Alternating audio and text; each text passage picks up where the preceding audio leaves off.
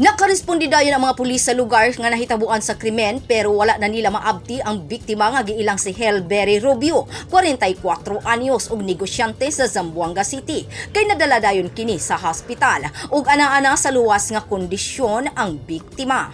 Pero ang iyang iro ang namatay kay giapil kini og pusil sa wala mailhing armado.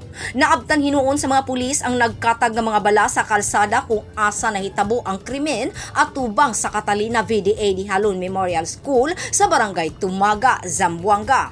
Base sa inisyal nga investigasyon sa kapulisan, igo lang nagpalakaw-lakaw ang biktima sa iyang iro bandang alas 7:30 kagabi. Dihang giduol kini sa armado o gipusil.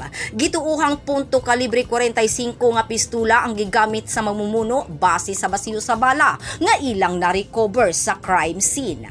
Nagpasalig ang mga pulis nga palawman ang investigasyon sa pagpamusil aron masubay ang tinuod nga motibo ug mastermind sa panghitabo. Grace Alcunaba, Newsline Philippines, Zamboanga City. Stay safe.